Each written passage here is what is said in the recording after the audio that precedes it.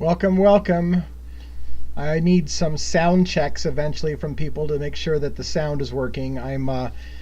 This is a whole production to try to get the audio where I need it to be at the right time and all those good things. So you can let me know whether you see more than my mouth moving and you can actually hear me. That'd be great.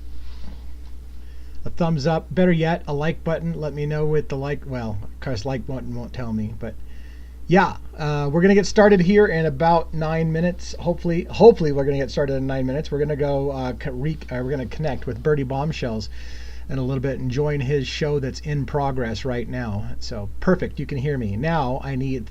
Thank you very much. Hopefully the sound is okay. I also need to get a sound check on YouTube. YouTube should also be broadcasting this broadcast right now, and if I can get somebody to let me know if YouTube has got a stream going and whether or not you can hear me on YouTube, that would be fantastic as well. Am I not streaming to YouTube yet? Looks like I am. I think. Holy crap. Am I streaming to YouTube? That's the next thing I have to do. I have to find out if I'm streaming to YouTube. So let's go here. We're not going to do that. We're going to pull that over here. We're going to go to YouTube. We're going to go to create and go live and see if my stream is going. It says go live like I'm not live. So it doesn't, although it does say I have viewers. Okay, it does look like I'm live. It does look like I'm live on YouTube as well. So I'm going to say that we're good on YouTube, and I can't get this to go away. How do I get this to go away? There we go. Hey, Justin Cooper on YouTube. Hopefully you can hear me on YouTube. If you could let me know. Thank you for giving me some love and some likes and some support. We're going to get started officially in about 8 minutes. Again, Birdie Bombshells and I have been trying to work out going live together on a regular basis on Mondays as co-hosts, where we share the screen and share time. But he starts earlier than me, and it's been a challenge joining him midstream. So we're going to try it again tonight, but I need to get a sound check. Now, the real sound check that's going to be difficult is whether or not I'm routing successfully the audio from my phone to TikTok. That's the part. So sounds good on YouTube. Great. So right now I know the sound is good on YouTube, but that's probably just my voice. The real trick is going to be when I get Birdie to join me. And the problem with there's all kinds of cool symbols coming up on the right hand side. Have they changed the look of the hearts like that? I've never seen those symbols before. That's super cool. Anyways, when we joined, here's the thing. Like, I was doing YouTube the other day, streaming from my phone, and there was a dance video on my TikTok while I was waiting to join Birdie, and YouTube gave me a copyright violation because it was mirroring my phone and hearing the dance music from TikTok on my phone, and I got a music violation. And I'm like, okay, I'm going to make sure not to do that. So we won't know for sure whether you can hear Birdie until Birdie joins me on this live. But right now, Rhonda, glad to see you catch alive. Cool. There's Rhonda. Rhonda is signed in as herself and not as Devil's Advocates too. So, hey, that's interesting. That's new. Kimberly, welcome. Thanks for coming in. I think Rhonda's got admin privileges or moderator privileges on her main account as well as my Devil's Advocates too.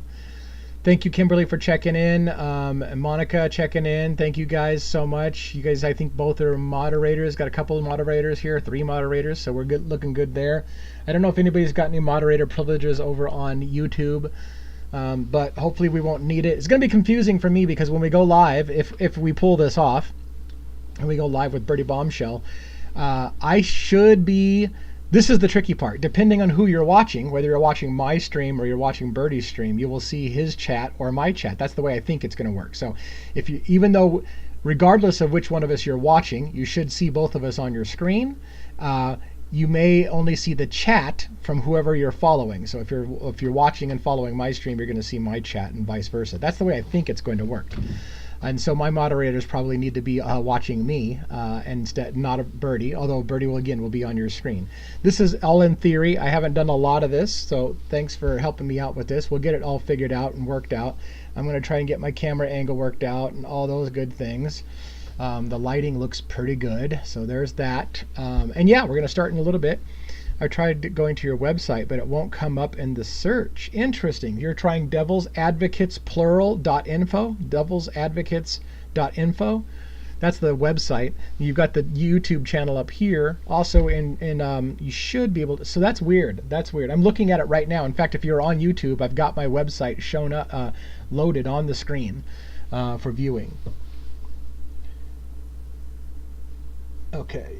So on YouTube, my wife says she's always on her normal account. I got it. So if she's on the TikTok account, she's on Devil's Advocates. If she's on YouTube, she's herself. Now I got to see if my wife has moderator privileges. Nope, she does. She does, because I can remove her as having moderator privileges, which means that she does have moderator privileges. So we're good there. And OBS Studio. I'm trying to figure out where I should watch. The Boss Never Knows. I do on YouTube. You have moderator privileges. Yes, you do. And I've got several moderators on the TikTok side. So we're looking pretty good. So far, so good. The $1 million question is going to be if and when we can connect to Birdie Bombshell, and if and when his audio will go to YouTube. There's also a massive delay. I'm watching what's going on up here on TikTok, and I can see my hand moving, but the delay on YouTube is significant. And so there is a major delay. I'm still waiting for me to look when my hand moves on the YouTube stream from when I just did this a minute ago. So yeah, it's wow. I would say that's a good solid minute delay on YouTube. So if you're watching in both places, which I've often said is awesome if you do, because then I get watch time in both places, you might need to mute one. And I would recommend, I guess, muting TikTok and listening on YouTube, but we don't really have a lot of visuals. Kimberly's looking to see if somebody can pin a comment. Yeah. No misbehaving, Justine. So thank you so much. Earlier I said Justin. It's probably Justine, isn't it? Sorry about that. I apologize. Reading comprehension skills. Got it. Kimberly said she got it. Does that mean you got it to work? The pinning comments? I didn't see you pin a comment, but that's cool. About 3 minutes left. I can see the pin option. Okay, perfect. That looks like you are good to go. Now it's going to be tricky with Birdie and I both going and both talking. I don't know if I'm going to be able to take a breather to ask for comments. So maybe go ahead if you're a moderator and you see something that you think I might want to mention or respond to. Go ahead and pin it until I acknowledge it. And if it's something I don't want to respond to, I guess I'll say I'm going to pass on that one for now. The topic today, who knows? That's the topic. Who knows? I've got lots of things on my mind, but Birdie Bombshell's already going. He's already covering a lot of Idaho 4 Koberger stuff. I'm going to join him in the middle, maybe, of his slide presentation. We're hoping. I would love to talk about the Dateline special. Absolutely would love. And so if for some reason Birdie Bombshell, well, actually Birdie's planning on talking about the Dateline special with me as well. I told him that that would probably be a great topic for us to talk about, and he said, I'm in the middle of watching it for the second time right now, so yes. Oh my gosh, you watched him for 5 hours earlier. Holy crap. Holy crap. You're probably getting tired of hearing shit. But anyways. Okay, website is working. Thank you. Oh, I thought you said talk to you later. So website's working. Talk to you later. Bye. Okay, thank you, Thicker, for checking in. Moderator, another moderator. Got lots of moderators. So, okay, we got about 1 minute. Here's what's going to happen. When Birdie and I go live, we're still trying to work out how we're going to do this. He likes to take things on the fly and be an on-the-cuff kind of guy. I script things, so when I'm doing my lives, I tend to script it all out. I know what I want to hit. I know what the major points are, and I know when I'm done. When I get on with Birdie, it's fly by the seat of your pants because he kind of likes that, and I dig that. It's a different thing for me. So we're just going to go with the flow and see how it goes.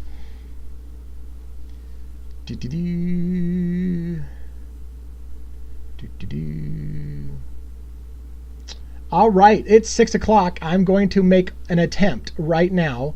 Bear with me. Now, here's the weird part. Because I'm mirroring my phone, every little thing I do on my phone is being shown to the whole world. So hopefully we don't do anything embarrassing and we don't go to, a site that we don't want to be at. Hosts. I believe I'm going to go to hosts. See, and Birdie's grayed out. Everybody can see this. He's grayed out, so I can't invite him as a host. Now, this is what sucks. Because I can't invite him as a host, I have to, this sucks so much. because now if I invite him as a guest, it's a whole different way of doing things. And so he has to set himself up to go as a host, and he said he was going to do that. But if I want to text him privately, it's going to create a mess, because if I text him privately, I got to pull up and the whole world gets to watch our text messages. If I disconnect my phone, it's a pain in the ass getting my mirrored phone back up. So this is a cluster every time we do this. I wish I should have given my wife his number so that she can text him and say, hey, Lee's ready to go live, but he doesn't want to have to pull up your text messages for the whole world to see. Because I'm afraid if I unplug my phone, we're going to have a problem. No, I can't request to join him. I can invite him as a guest probably, but I don't want to invite him as a guest. I want to co-host with him. And so if I go to this, right here, all these people, see all these big lit up invites? I can invite all those people to co-host with me. I can't invite him. He told me before that he has to set up his show to allow co-hosting or it won't let me do it. And I probably could have ahead of time. Does anybody have a private dialogue with him? Can somebody jump into Birdie's live for me, Birdie Bombshell, and tell him that Devil's Advocates can't invite him as a co-host, so he knows that he needs to. He told me he may have to end his show and restart it. So if somebody could go. Thank you, Kimberly. If you can go check in with Birdie and let him know that Devil's Advocates is waiting to join impatiently. Tell him I'm waiting patiently. In the meantime, we'll see how it goes. I will talk about things tonight if for some reason this doesn't pull off, but let's give it a little bit of time to see if we can pull it off. We're still trying to work out the details on this, and we both have a desire to make it work. Okay, so they just mentioned me. It sounds like they just mentioned me on Birdie's live. So now the question is, can he... The only time we've even successfully co-hosted is when he sent me the invite to co-host. So hopefully he will send me an invite to co-host.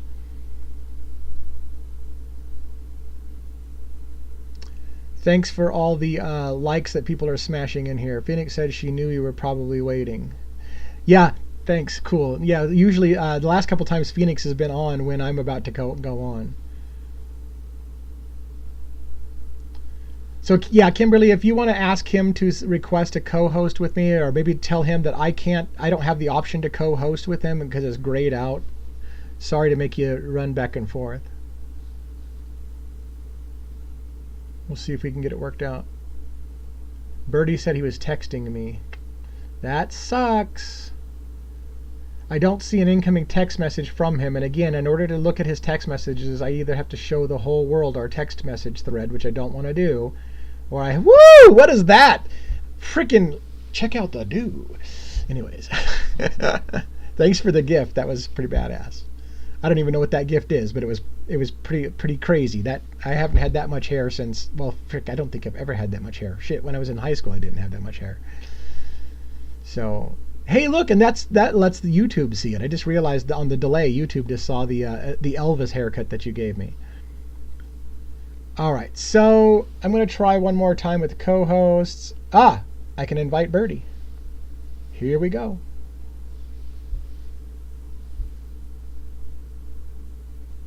Hey, can you hear me? Yes. Can you guys all hear me all right? Awesome sauce. So before we get too far, let's get a sound check on YouTube. Are you guys getting the stream audio from his side when he talks? And while you're doing that, Devil's Advocate, for anybody in my chat, I'm not going to be able to show the rest of that video right now. That's totally fine. I've done it a bunch of times.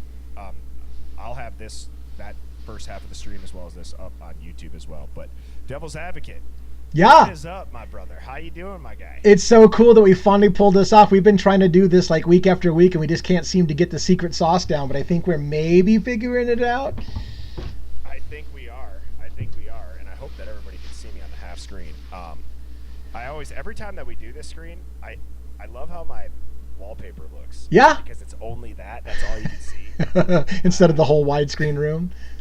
Yeah, Mrs. Birdie goes, hey, what kind of glue did you use to put that on there? And I was like, I don't know. What do you mean what kind of glue? She's like, is it like wall safe? Is it like renter friendly? I'm like, Oh. no, I actually ordered the glue that I was like, I want to make sure this shit never falls off. So I might have to have like a sander when I move out of this place. So yeah, so I caught you midstream, right? You've been going for an hour, and you had to stop in the middle of a video and everything to do this? No. It was a video that I played in the past, but we were talking about kind of the Dateline NBC episode. Oh God. And I did a presentation which will be uploaded on my YouTube channel, BIRDIEBOMBSHELLS. I went deep on how there's so many lenses that you can look at for this case of, was it ritualistic, was it witness protection, was it really just straight up what the news said, and I went through like a larger operation that essentially this was to take down cartel groups that were operating on U.S. soil using the universities to run their product, and they were using crypto, they were using Greek organizations. And I believe that it's not a far-fetch or a stretch to think that Brian Koberger was the narrative release valve. If the op went sideways, his personality, who he is, who they've built him out to be in the media, would completely allow for the cover of somebody who is a criminology student, loner, incel that studies serial unalivers. And I believe that was going to be his role. Now, that's looking through the lens. I'll give a disclaimer for your chat and for everybody that might be new in mine. I am not up here, nor is Devil's Advocate up here, defending Brian Koberger if he committed this heinous crime. He should burn in hell. Right. There's something inside of me as like a person, my intuition, my gut, it tells me that I just don't believe that this is the case. I would say, I'll go as far to say I'm almost 100% sure he didn't do it by himself. Right. I'm like 99.9%. Now, if he had involvement with being the cleaner or whatever it is, or if it's a federal operation, that's what my brain enjoys doing. I like looking through stuff through different lenses. I know you do too. Right. Yeah, no, and that's where I'm at as well. Everything you just said, but I want to reiterate it for because it can't be said enough. We're not looking for somebody who committed murder to get away with murder. That's not our shtick. Again, on my focus, I've always presumed innocence until proven guilty, and I think that law enforcement and mainstream media and the judicial system is overhanded in convicting somebody that they think is guilty. So I don't know that he's going to get a fair trial. But like you, if Brian Koberger is involved, I can't imagine a scenario in which it's all by himself. I think there's others involved. I would totally agree with that. And so most of the time, and just so you guys know, whether it's Phoenix Talks, whether it's Devil's Advocate, or Sammy T Mafia, who are my regular guests, we talk offline about, hey, what time do we want to go on? How do we want to set up the stream?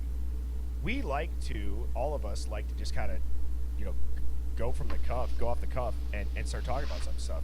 So with that being said, I had texted you saying like, hey, maybe we talk about the Dateline episode. Yeah. If you watch that. Oh yeah. Or if you have something else that you want to start off with, let me know. Well, I thought I had an idea, because frankly, as much as I love your stuff and going live with you, stuff like that, I don't watch all your stuff, right? So I know you're talking about a crap ton of stuff. So I thought maybe I'd tell you some highlights of what I was looking at this week, and maybe you can tell me some highlights of what you've been looking at this week, and we can go with it. And you're right, like, you and I are a little different.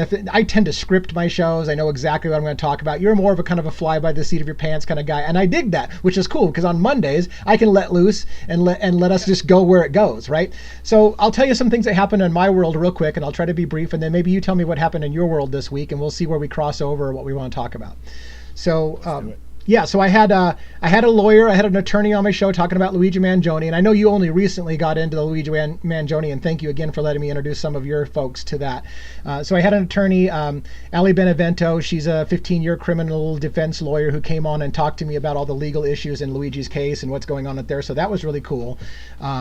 I just decided to kind of get into watching a documentary on Netflix that I thought relates to true crime, which is the Gone Girls Netflix special 3-part series about the Gilgo 4. Holy shit. I only got to episode 2. 1 was kind of boring. I hit 2 and my mind about exploded. I'm like, this is what I'm telling people law enforcement does. But anyways, that's something we could talk about. Those are pretty much the big highlights for me is kind of and then the Dateline, and of course the Dateline episode. And I did a long reaction thing to the Dateline thing, but we haven't done it on a live. So I'm totally cool with talking about Dateline or whatever. But that's kind of my recap. And I was curious what you've done this week. And Yeah, for sure, man. I remember when we were on live last time, you said you're trying to get this attorney on, or that maybe you said you had it scheduled. That is something that I've been trying to do. I've been trying to get an ex-homicide detective. Right. Actually, the guy, I don't know if you were in my chat, but for everybody, the guy, if you remember the Slender Man case in Waukesha, Wisconsin, where the 2 girls stabbed their best friend at a sleepover, the cop that was first on scene that found that girl was assistant Pee Wee football coach with my father. Oh, wow. He was on the cover of Time magazine. He's now like a school police officer, like whatever they call like the administrative cop at a high school. Wow. So I don't know if he'll do it, but I've been trying to get him on because I just think that's like that's a high profile case. Yeah. It's got a lot of parallels with the stuff we talk about. I'd be curious, like from an internal law enforcement standpoint, how does it affect the way that you go about the case when there's that many eyes on it? Is it right? You could say you operate like normal, but let's all be honest. I mean, there's pressure. There's a lot of pressure. Right. So I'm curious with the attorney that you had on. What did you find out? What did you ask? One of the coolest things first of all, Allie was giving a lot of insight into attorney-client privileged eavesdrop phone calls, which was a big issue that happened, and whether or not that was truly illegal, But what I thought was the coolest thing that was with Allie was I asked her about the relationship between a criminal defense lawyer and her attorney. And I asked her point blank, have you ever had a client of yours say, yeah, I did it, and I want you to get me off on it, kind of thing? And where's your ethics and your morals at compared to, like, when you know for a fact? I mean, the prosecutor's case, you know what they've got, so whether he confessed to it or not, whether he did, you have a hunch. And have you ever had, and she's like, yeah, she's had somebody. She had a trial, she told me. This was a highlight that I thought was fascinating. She had a trial where everything was going great until the very end, and her client got on a phone call on the prison system and bragged about killing the people that he was about to have a good chance getting off on, and bragged about it, and that came into court at the last minute and screwed her whole case because he was bragging like, yeah, I killed him and I enjoyed it. So she's like, stay off the phone. Are you serious? I was stunned.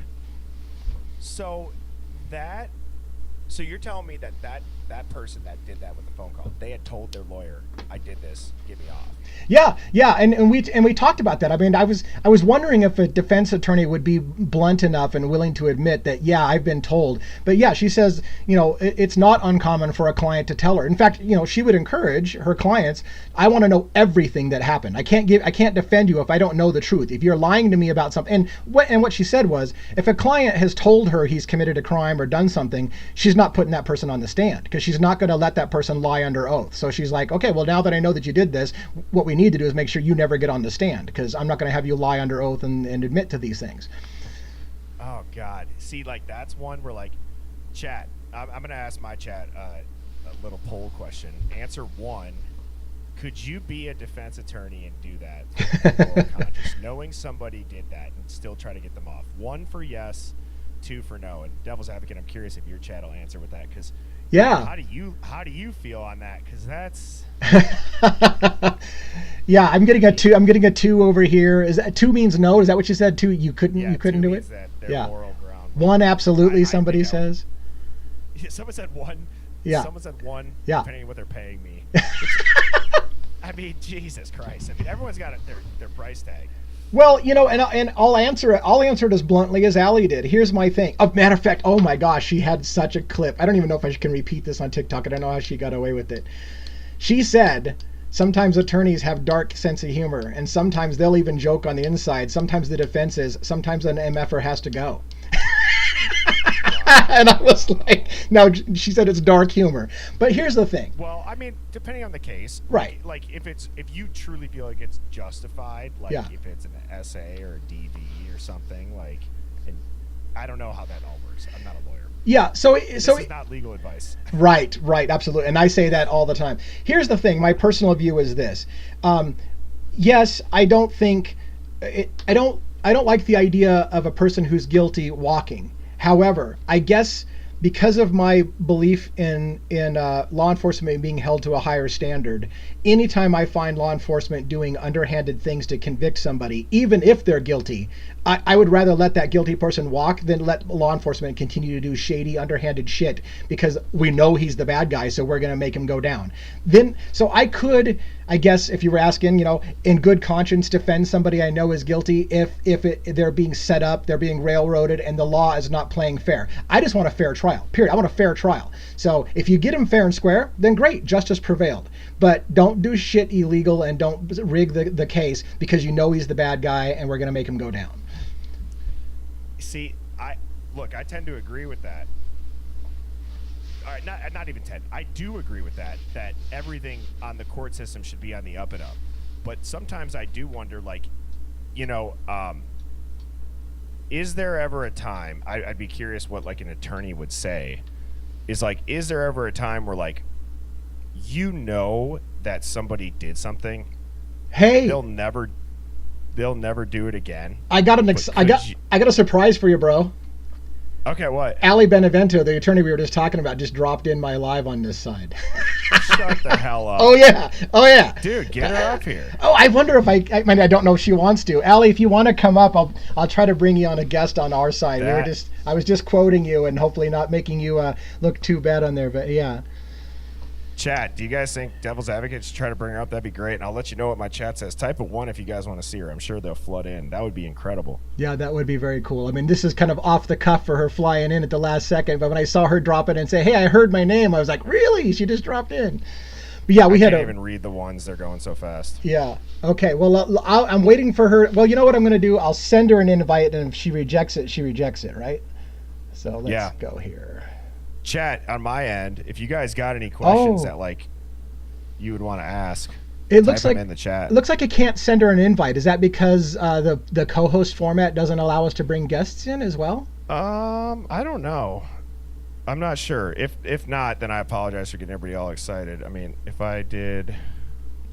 Yeah, I just tried to go to invite guest, and well, you know what? I think we can add her as a co-host. Yeah. Would that be crazy? Try. That'd be badass. That'd be sweet. Let me see if I can find her on my list. Everybody's seeing my mirrored phone, so what? No, we're not seeing it. No, you on YouTube, they're seeing my mirrored phone. I'm mirroring my phone on YouTube. So everybody on my friends list and invite list is showing for everybody. Shoot, I don't see her on that list. Darn it. That'd be kind of cool if we could hook them up. So you're on YouTube, though? I'm on YouTube and TikTok. So I'm doing TikTok off my phone, and then I'm mirroring my phone to YouTube. I got a lot of shit going on. This is a complex system, and in fact, somebody told me, can you have Birdie turn up his volume? And I'm like, I actually have to turn up Birdie's volume. So I turned up your volume so they could hear you better. But okay. But anyways, okay. So if we can figure out a way to get her on, we will. But anyways, I was just and if Ali can request from me, see if she can do that, if she would like to come up. But yeah, it was amazing to me because it was one of those things. I asked her other questions. I said, hey, she has to go live, Devil's Advocate. She has to go live. Okay. She has to go live and then come and request to join. Okay. Well, if Ali, if you'd like, it sounds like Birdie's okay with it. I'm okay with it. If you want to join us on the live, then try to go live and then request to co-host with us, and hopefully we can make it. You're okay with that, Birdie? Yeah, I don't care. And yeah. I can, on my end, I'm able to. Now, unfortunately for you, though, you're a little behind right on the Luigi case, so you'd be like, I just got to sit there and listen to you guys. Well, yeah, and I don't know if much of my chat is up to date on it. So why don't you tell me about the eavesdropping thing? Because I was watching your video. Did you post something about it? Yeah. So, do you know anything about the eavesdropping thing, or you need me to recap other than what really you kind of just fired off? Yeah. I haven't. So it came out. There was a recent court appearance in which Luigi Mangioni's attorney was notified just before coming into court that she had been notified that a paralegal had listened in on an attorney-client privilege between her and Luigi, and listened to the entire call, and then turned over the contents of that conversation to both the state and the federal government, told them in detail what was on that attorney-client privilege phone call. And so Karen said to the judge, "Your Honor, I just found out that they're listening to our phone calls." The judge responded with, "Prosecution, Mr. Prosecutor, could you please explain yourself?" He lied and said, "This is the first I've heard about it." That's been proven to be a flat out lie. The judge said, "You've got 7 days to write me a letter and explain what happened with the listening in on an attorney-client privilege call," which is illegal. They responded by first a letter saying that a paralegal had accidentally, inadvertently started listening to the phone call, but as soon as the paralegal realized what the call was, they hung up. Within like a day later, they amended the letter and came back and said, "On further review, the paralegal listened to the entire phone call and turned over those phone calls to the prosecution in the state and the federal government." So they admitted they lied about the whole thing. It was listened to in entirety.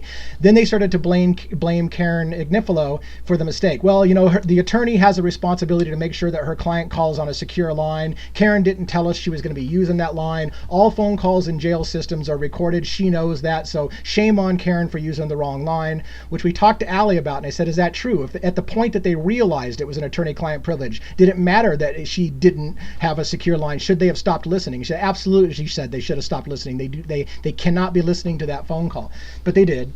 And so somebody, Jesus, right, and the prosecutor was recused from the case. And now that's a huge thing. The prosecutors were recused right after admitting that they had listened to attorney-client privilege call. Now, they won't tell us why they were recused. And a person can recuse themselves because maybe something came up, their daughter's got a birthday and they can't do the court case, whatever. They could recuse themselves. Somebody at a higher court can recuse them and say, "You've been recused because you did prosecutorial misconduct." Why they were recused, we don't know for sure. But Allie seemed to think, if I'm hopefully not being out of turn to tell her, as I did, that they were recused because of prosecutorial misconduct and they were trying to do damage control. Like, hey, we took care of it. The guy's been fired. We'll put in a new prosecutor. This won't happen again. But again, you can't put the genie back in the bottle once it's out like that. How hard would it be to not listen in, though? If you just stumbled across that.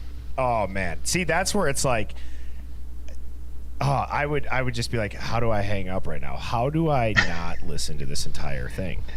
Right. I don't understand why I think that way right now. I mean, I don't know. It would just be tough. Now, it's like, obviously, you want to win a case if you really think the guy's guilty, but yeah, it is misconduct, and it goes back to what you talked about, where it's like, I think that like the majority of people would agree with you and say that if you're guilty on maybe not a super heinous crime and the police tried to frame you or the courts tried to do you dirty, you'd rather almost see that person walk away and have them get you on the up and up, and through and through, and have it be all right angles in the case. But that's interesting, man. So like, is her opinion that he's going to walk? If I were to summarize Allie's position, she didn't make a prediction, but she did say that she thought a hung jury is a real possibility. She kind of hinted a couple times that she actually might lean towards expecting it to be a hung jury, or at least that's a very likely possibility. We talked about jury nullification, which is the idea that a jury can say, yeah, he's guilty, but we don't care. And she said that's actually a possibility as well. I asked her, is that a pipe dream on people's thing, or is that actually a possibility? She's like, it's a possibility. So, dude, I want here, and so for everybody in my chat that's asking what we're talking about the Luigi case, but Devil's Advocate was the one that really introduced me to this case in depth. One of the things that I thought was so crazy, and if you can explain it, if you think you can explain it like accurately and relatively quickly, I don't want to make you feel like you got to go on a 30-minute lecture about it.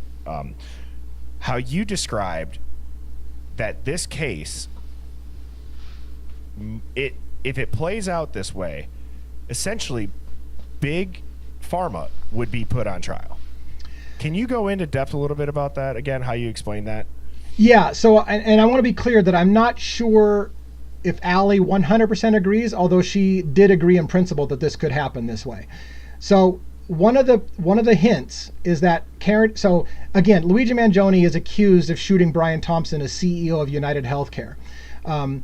He's pled not guilty, right? But there is a scenario in which his attorney has indicated that after the U.S. Attorney General called Luigi Mangione a murderer of an innocent man, which she should have never done. She did that from a public pulpit and said that he already is basically the murderer and we're going after him for the death penalty.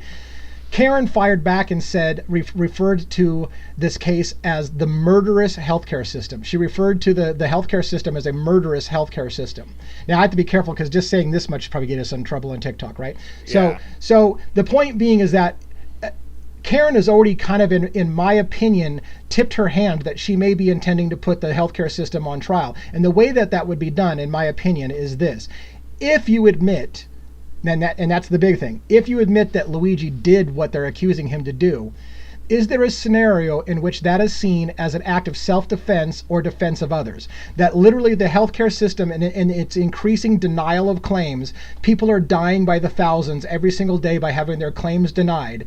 And a person may have decided that they were going to take out and punish the healthcare industry for killing people over and over again with their policies. And if that's the case, one could make an argument that it was an act of defense of others. By stopping this process, by making it clear that you can't get away with doing these policies and sitting behind a desk, making money for your shareholders while lives are being lost, somebody's going to pay. That could be an argument. And so there's a possibility that this could be a landmark case in the United States where the healthcare system is put on trial. Now, I don't imagine, I'll get off the mic here, I don't imagine that any judge is going to allow, or at least attempt not to allow, the healthcare system to be put on trial. They'll be like, sorry, this is a murder case about, did he not, or did he shoot Brian Thompson? That's it. We don't care. The healthcare system's not on trial. But if his defense is, yeah, he did it, but I did it to save lives, then the healthcare system could be put on trial. Right. Thank you. That's what I was getting at. And no, thank you for explaining that. That's one of those cases too where it's like, man, when I originally started doing these streams, I really tried hard to not have a case that I would zero in on, because just like the way my brain works, it's hard. It's like scatterbrain. I like to look at this case, then I like to look at that case. This Idaho 4 case has been something where it's like, okay, now my brain is like fixated on it. Yeah, it's like fixated on it. So I appreciate whenever you come on and you and I have these lives together where it's like, I can get filled in on that, because I had only ever seen the headlines. You kind of woke me up to a bunch of other stuff with, like, whether it be a psyop or whatnot. And I also just want to say this too quick. If this feed drops, we will be right back on. Well, or at least I will. I'll peel it and I'll go back. Okay. So you had asked me then what was I keeping up with this week? Yeah. And the Dateline episode dropped. That's what I was talking about tonight on my stream. And I started to think, again, from a 40,000-foot view through the lens of, like, are they telling the public one thing, but then there was other stuff going on behind the scenes in the background? Like, you look at what happened in the news in the last week. Well, we had the leader of the Sonora cartel, the leader, get taken down in Salem, Oregon, which is on that same trafficking highway that the Idaho 4 happened. And you look at the funding that started at the end of 2019 and early 2020 with the NIJ and the research arm funding Washington State to look into predictive criminal behavior in emerging adults in a non-classroom setting. And I looked at the timing of this Dateline NBC dropping, and my wife, Mrs. Birdie, she made a comment. I had no idea that this comment was even going to really wake me up to this. She goes, this documentary, for it being like Dateline, it seems like somebody was like, oh shit, that comes out in 2 days, we got to finish this, and they just put it together quickly and put it out. I started thinking, like, holy shit, like, look at the timing of that bust that happened in Salem, Oregon. Yeah, it's right up the road from it, and that's a huge rug operation. Now, and if the C group, when I say that, that's a TikTok friendly way to say cartel, so I'm not going to keep repeating it, but C group, that's what I mean in the chat when I say that. If they had infiltrated U.S. universities and it was just tied to one of the biggest C group takedowns of all time, I feel like they would need a different public facing narrative than that. I think it would cause massive public panic and collapse, like potentially the entire Greek organization system. So that's where the Dateline timing of this documentary drops. I'm like, wow, they're just reinforcing the narrative. They're making this guy look creepy. They're not really doing any investigative journalism. They're just pulling at emotional heartstrings. Yeah. And it started right from the beginning when they asked the roommate who moved out, her mother, they go, "Why do you think he did this?" And she just goes, "Because they're beautiful." Right. And I'm just like, right. I'm like, hang on, wait, what? Right. Like, come on. That's totally just playing on the public that doesn't know anything about the case. I could rant all night long about the inconsistencies in that thing. And let me say a couple things. I want to address the drug thing, the whole campus thing first. And then if you want to get more into to that Dateline episode, I got lots of opinions. Yeah. But one thing I can say about the whole scenario about the money and the cartels and stuff like that is, out of all the theories I've heard, one of the things that somebody said that really, really stuck with me was both Pullman, Washington, and Moscow, Idaho. These are tiny, tiny places. They survive only because of the university campuses. That's the only reason they survive. Their whole existence is those campuses. If people are afraid to send their children to these campuses because there's a rampant drug problem or because there's psycho killers on campus, they're never going to send their kids to the campus, which leads to, we need to make sure we get a quick conviction and we convince people there is no drug problem in this place. It's safe to send your kids here. There's no drugs here. There's no major crime here. It's one psycho killer. We've taken care of the problem. End of story. And so there's these elements out there in the conspiracy theory world that says that there's insider informants, there's confidential informants, and here's the scenario basically, right, is that law enforcement has been working on a long-term drug case for a long time, and what they don't want to have to do is admit that they're trying to break up a major drug operation in the Moscow, Idaho area. So if one of those people in the house, a survivor or whatever, was involved in that case whatsoever, they're going to try to bury the confidential informant information so it doesn't come out, because the last thing they want to do is admit they've got a problem that's not under control. So it's easier to spin a narrative of a psycho killer and say there's no problem rather than admit why it is we're protecting and letting people lie about what really happened, because they don't want to uncover, we got a bigger problem here and you shouldn't send your kids to this school. Yes. And to go to the Dateline about how they're not going to tell people. I already know, just because I feel like I know you from our conversations, that there's no way that this shit got by you. The search that they showed on YouTube of Ted Bundy being spelled Ted H7NDY. Right. Okay. I immediately go, that's a breadcrumb. And then people in the comments were like, no, that's because that's how Brian Koberger typed it. How is Dateline going to know that? Just like how is Steve G knowing that he has star watching apps on his phone? Like, guys, this is the most federally redacted case in modern history, and it's redacted to high heavens. You think that Dateline NBC is going to be doing all this stuff? And I said, okay, so I don't believe that they would know how he spelled that search in YouTube. And if that's the case, then they just accidentally misspelled it. People go, well, the H is above the B, and then the 7 is by the U. And I'm like, okay, well, don't you think an editor or somebody that's watching this prior to releasing it to tens of millions of people would probably catch a misspelling like that? So I went down the rabbit hole of, well, what does H7 mean? And you start looking at, like, is Brian Koberger like a pawn? Is he the narrative release valve that if this shit goes sideways, this op gets burned, and we need a public-facing fallout preventative measure that's emotionally palatable for closure to continue this operation going on, as you brought up Scarpa did with the mob back in the day, how they framed people for crimes he committed to keep the operation going on. Right. Well, you look at H7, okay, it's a chess move, and it's a super significant square on the chessboard. And it talks about how it's used to take down the king.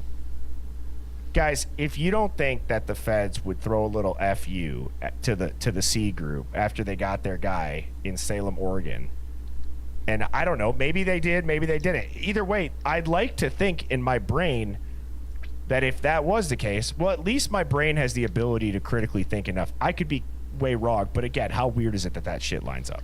It is weird, and I did catch it right away when I think they mentioned something about, he was searching for Ted Bundy, and I think they said misspelling things, and then they showed it on the screen. But like you said, that would have been a recreated spelling. So then the question becomes, why did they do that? Now, so I think, like I said, I've always been like the way that you think, because you're like, okay, wait a minute, what if that's something, and you go follow it down. I will say, along that lines though, they said like 5 times during that episode, we have secret inside information provided to us by the FBI that it's never been seen before. And I was losing my mind. I'm like, why the hell is law enforcement and the FBI providing the mainstream media insider information that's never been seen before? This is the kind of shit that I can't stand. It makes my head explode. That shouldn't happen in the first place. Dude, I'm not even joking to you. When Mrs. Birdie and I were watching it, I literally had to like throw the remote to the other side of the couch because I kept pausing it, and I would just look at her, and I could tell she's trying to watch it. And I'm just like, of course they have a source. What source is this? No source. They're like, we trust our source. Well, who is the source? Right. And how like you're just like that one guy gets on there. He goes, well, there's rumors that we heard that even Brian Koberger's father was getting suspicious of him in the car ride across state lines, where he's like, huh, my son drives a white car. Huh, my son has some cognitive skills. Huh, my son doesn't have a girlfriend. Really? You're going to go on here and you're going to say that you know that conversation in that car? Get out of here. I don't know if you saw my video, but I made a huge Keith Morrison impersonation, because that moment with the car, they're like, and his father mentioned, hey, for the first time, I'm wondering, could my son be involved? They're looking for a white car, and my son drives a white car. And Keith Morrison goes, indeed. And I'm like, are you kidding me? I can't even look at Keith Martin. I can't even look at him. I was like, get him off the screen. How many white cars are? Oh, he had a white car. Indeed. How many white cars are in that area? It's asinine. Just talking about it is making me sweat, because it's like, look, guys, that was the biggest.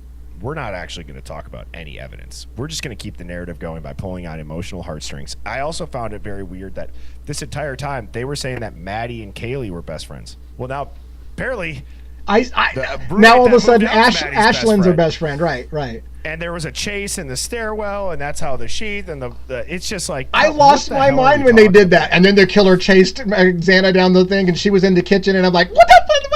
Where the hell did all that come from? Ethan was carved, all this shit, like. And the killer sat down in a chair for a while. Oh, so not only look, okay, see, now we got ourselves all riled up. Let me just say this. Not only did this guy, if it was Koberger by himself, let's look through that lens, had no signs of entry, no signs of exit. He's not on camera in his car.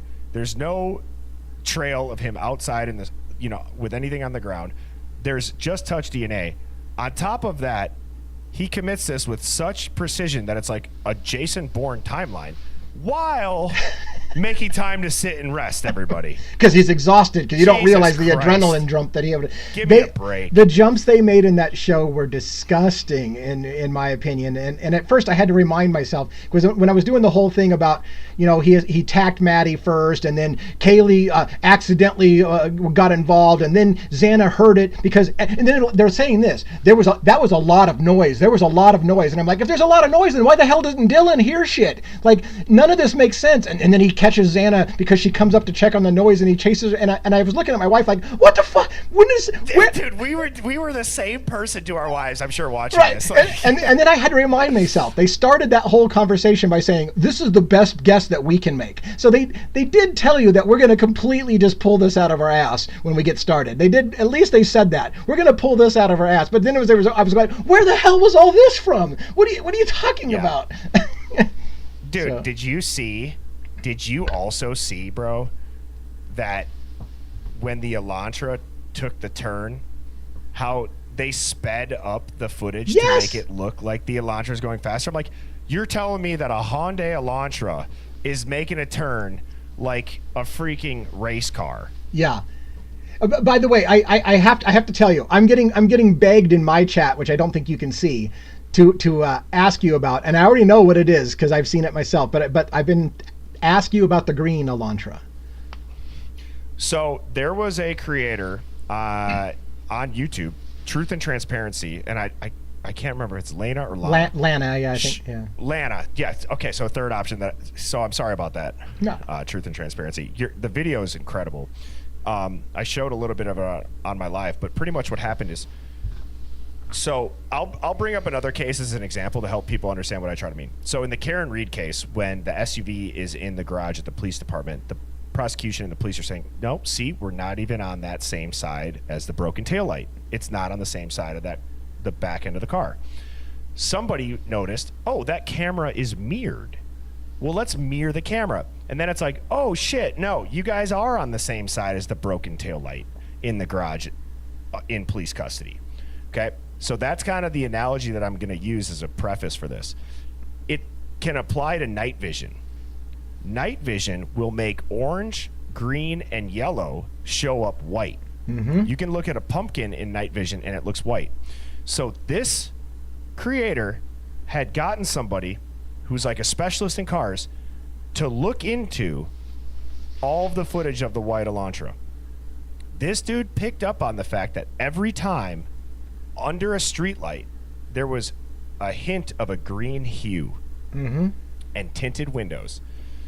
So then you start thinking about, oh shit, well, maybe the car's really not even white. And maybe that's why the car looks like it's not even the same as Kohberger's. Maybe that's why they put out 2011 to 2013. And there's a green Hyundai Elantra that lives at the house behind it. The scene while it's getting torn down. So everyone wants to say, Kohberger went back for the sheath. Dude, this guy is at the scene getting torn down in broad daylight. Right. Like, here's the thing, though. This is what I want to know, Birdie. Is the jury is Ann Taylor gonna bring up the green color on that? Is she gonna go as far as seeing the tint? I know that Ann Taylor is gonna bring up this, which is there's no continuous loop of that car. So you telling the jury this is suspect vehicle number 1, and now this is also suspect vehicle 1, and this is also suspect vehicle 1. That's for the jury to decide if that's the same car in all 3 shots. You're trying to lead the jury by saying that's the same vehicle, but do you think she's going to go as deep as Lana, for example, and look at the color and the tint and show that that's a green Elantra or hint that it's a green Elantra? What do you think? No, they're not going to go that deep. And I don't think that they would have any incentive to actually find the truth. Because what ends up happening, and they also pointed this out in the Dateline documentary, there's so much pressure on the prosecution to just get a conviction that truth and transparency goes out the effing window. Okay, they just got to keep their jobs. They just got to keep bringing home the checks so they can pay their rent, they can pay their car payment. They don't care about the truth in such a high-profile case. They care about their career. If they don't get a conviction, then their career, they're looked at as they're a weak prosecutor, and they're letting somebody walk. Whether or not it's the right person or not, that's disgusting. That's one of the worst parts about high-profile cases, is it becomes about the attorney's careers, which is gross, and it's disgusting, and it's a terrible misjustice for a lot of people that have been wrongfully convicted. Not even just applying to this case. Yeah. Go ahead. So I want to go on this tangent, and I hope you're okay with the switching gears for a minute, because I mean I realize the car is a big deal, but there's not much we can do about it. I mean it's like oh maybe it has a green tint, and I agree it does kind of have a green tint. That's for sure. But I want to switch gears. This is one of the things that made my head want to explode. Over and over and over, they're trying to paint the narrative. Bryan Kohberger is socially awkward. He's not good with girls. He hates women. He's a misogynist and whatever. And yet, we know he went to that party and got 2 girls' phone number. They even had a guy, good-looking guy, say, man, I was trying to get this girl's phone number, and freaking Bryan Kohberger scooped me on it and got her number first. And I'm like, this guy's a player. So which one is it? Then they're like, oh, there's a girl on campus that shared an office with him, and she had feelings for him, romantic feelings for him. Oh, wait a minute. I thought he wasn't good with women. Oh, and when her house was broken into, she goes to Kohberger's house and spends the night with him. Wait a minute, I thought he wasn't good with women. Which one is it? Is he a misogynist and he hates women, or is he picking up girls' phone numbers left and right? And I wanted to explode. Yeah. Well, and somebody in the chat just said, and he's got some cojones, because he's like, this girl's husband came up and tried to get me to stop. Hell no, I'm sliding over. I'm going to the pool. I'm getting what's mine. Right. It doesn't make any sense. Well, and the husband thing is a horseshit too. Like, I want to say this. They didn't say what the husband did. They said the woman was married. She gave a glance to her husband as if to indicate I'm uncomfortable, and her husband came over. They didn't say the husband. help Satan. Right. And they didn't say the husband came over and said, hey, dude, she's married, leave her the hell alone. He just may have come over and kind of stood in the area. Maybe it wasn't clear to Kohberger she was married. They never made it clear what was said. They just said, he didn't get the hint. He continued to try to hit on the girl. Like, well, maybe he didn't get the hint because maybe the guy didn't even say anything. They didn't tell you what was the conversation. They just said he came over. But they didn't say what was said. Yeah. I don't know. It was very prejudicial. Yeah. No, it totally was. And I'm not trying to seem distracted. I'm just going to throw a quick message to my mods. If anybody in the chat is bringing up that I should talk to Crime Tiger, just block them immediately. You know what? Here, I'll talk to Crime Tiger. Here you go, Crime Tiger. Oh, I broke my freaking hole. There you go. You want to get out of here. I never do that. I love my chat. I love talking to the people, and I don't care if people disagree. She can fuck right off. So, right, that's that. Fair. But yeah, that episode, I just, there were some things admittedly, to be fair, there were some things that looked kind of bad for Kohberger, right? There were some things that I was like, ooh, yeah, that kind of looks a little maybe cringeworthy. But the fact that so much, I mean, as one more perfect example, Keith Morrison and his frickin' voice, people were coming down from this famous hiking hill, but here's the thing, Brian Kohberger was going up the hill. I'm like, who fucking cares? So he likes to go, he doesn't know anybody in town. He's a brand new student. He knows nobody in town. So he likes to go out at night and look at stars, which, by the way, has been a consistent argument of the defense, is that he's a stargazer. So he's going up to the top of the hill at night when it gets dark, and they're like, and then they bring on the profiler. Well, these kind of people like to act in shadows. He likes to be in the dark. Of all time. Oh my God. Yeah. I was like, are you guys kidding me? I don't know. Yeah, no, that profiler, that was a profiler on bath salts. That's what that was. Like, I don't understand. Like, so again, this guy just moved across the country. He's been there a couple of weeks. He's putting himself out there. He's on the spectrum to where he's a little bit socially awkward at times, or it comes off that way. Mm-hmm. The text message too. Like, look, I said this last night on my live. Every single person has probably approached somebody that they're attracted to and completely fumbled the bag with a first text or a pickup line. Yeah. God, I mean, yeah. Like, you're nervous. I really enjoy that activity. Yeah, it's awkward. It's maybe a little bit too formal, but he's going to get roasted either way, because even if he would have said, damn, girl, you were looking fine in that bikini yesterday at the pool party, then all of the red flags are going to go off. But this guy was being a gentleman, and he said, hey, I'm pretty sure we talked about hiking. I really enjoy that activity. It's still made out to look weird. I don't even know if I should do this. I've made ridiculous, embarrassing things. When I was in my 20s, I worked at a convenience store, and this girl that came in on a regular basis, I thought was cute. I thought she was flirting with me. I thought we were hitting it off, but I'm super nervous. I'm super shy.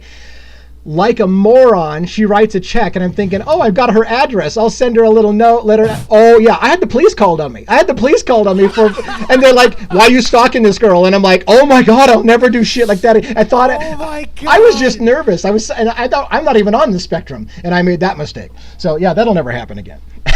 Oh, yeah, and real quick, I just want to address May. No, I wasn't saying he was being I said in the text, he could have been way less of a gentleman is what I meant, and just been, whatever. But devil's advocate, I'm not going to lie, bro. That's it's embarrassing. Like if we were buddies when that happened, I would have to roast you for that. Oh yeah, that's unbelievable. Well, good thing you've got somebody doing it for you. So I've got a buddy that busts my balls on a regular basis for shit like that. Oh, that's amazing, dude. So like, did you ever talk to her again? No. It's deeper than that. It's deeper than that. My aunt worked at the police department, and so she was the one that contacted me on behalf of the police, saying, "Hey, you know what? I got an officer that works with me that says, hey, she found your name," and it was so humiliating. Never make that mistake again. And my entire point of that is, when you're young, now he wasn't as young as I was at that point, but when you're young, you make stupid mistakes, especially if you're a little socially. I've always been shy. So being a shy guy, I don't know how to approach girls, and I made a lot of really dumb mistakes that apparently look like you're a serial killer. I didn't kill anybody, but apparently that's a little bit serial killer vibe, and so there it is. Oh man, dude! Somebody said they would have lost it if you were like, "Yo, she's my wife."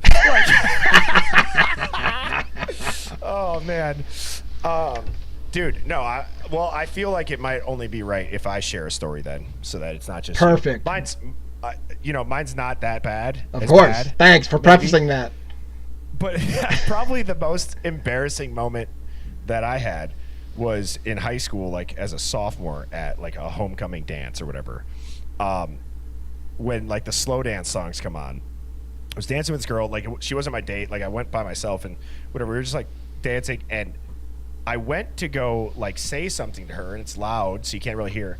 As I go to like say something and open my mouth, her hair like perfectly goes into my mouth and rips the gum out of my mouth. And now I'm at homecoming. There's gum in this girl's hair. I panic. I let go. I just walk away. She's confused, and all I hear is this gum? And like, dude, I got a Mountain Dew, and I hid in the bathroom. So that's nice. That's beautiful. It's taking us back to good times. Yes. Yeah, that's no, awesome. it was terrible. Yeah, I remember I didn't know what I was going to do. I'm sitting in the bathroom drinking Mountain Dew, and then it's like kind of almost like the meme of like, well, then you hear the Usher song that's like, peace up, A-time. And then you're like, fuck, now I got to go back out there. I got to face it. That's hilarious. Good thing she didn't say that. Did that guy just spit gum in my hair?